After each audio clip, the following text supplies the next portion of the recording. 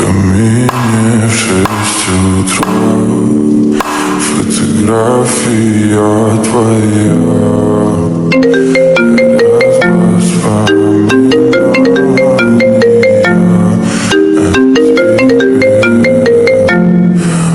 Hello, আসসালামু আলাইকুম sir. ওয়ালাইকুম আসসালাম। নাজমুল, তোমাকে তো ঈদে ছুটি দিতে পারেনি।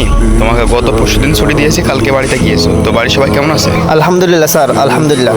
আলহামদুলিল্লাহ। নাজমুল, বাংলাদেশে তো এখন তেল সংকট, প্রত্যেকটা তেল পাম্পে প্রায় গ্যাঞ্জাম মারামারি হচ্ছে। তো তোমাকে কালকে ডিউটিতে জয়েন করতে হবে। স্যার, আপনার তো মনে নেই স্যার, আমি 8 দিনের ছুটি নিয়ে আনছিলাম।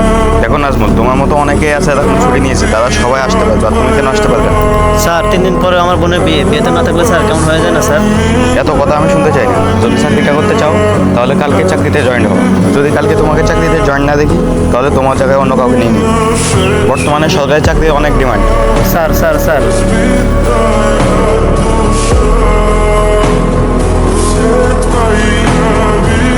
যদি কালকে তোমাকে চাকরিতে জয়েন না দেখি তাহলে তোমার জায়গায় অন্য কাউকে নিয়ে নিই।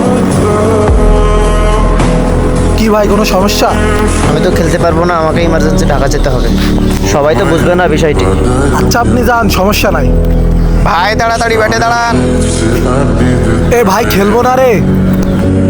যারা মনে করে সরকারি চাকরি করা অনেক সহজ, ভিডিওটা তাদের জন্যই। একজন সরকারি চাকরিজীবী কখনোই নিজে মন মতো করে ছুটি কাটাতে পারে না। এই ভাইটির অবস্থাও ব্যতিক্রম নয়। বর্তমান বাংলাদেশ তেল সংকটের মধ্যে আছে। প্রত্যেকটা তেল পাম্পে মানুষ তেল নেওয়ার জন্য লম্বা লাইন দিয়ে দাঁড়িয়ে থাকে। এই লাইনের ভিতর গ্যাঞ্জাম মারামারি হয়। এই সকল গ্যাঞ্জাম মারামারি যাতে না হয় তাই প্রত্যেকটা পুলিশ প্রশাসন প্রতিটা তেল পাম্পেই রয়েছে। যারা কিনা ছুটিতে ছিল তাদেরকে এনেও ডিউটি করানো হচ্ছে। প্রত্যেকটা পুলিশ প্রশাসন আমাদের জন্যই কাজ করে। তাই আমরা চেষ্টা করব নিয়ম মেনে তেল নেওয়ার। ধন্যবাদ সবাইকে।